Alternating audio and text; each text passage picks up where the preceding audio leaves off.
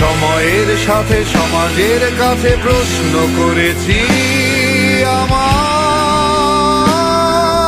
মানুষ হবার সুযোগ পেলাম কই?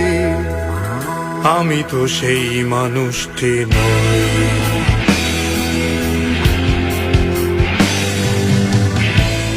একটা একটা করে দিন কেটে গেল আমার, বয়স বাড়লো কই?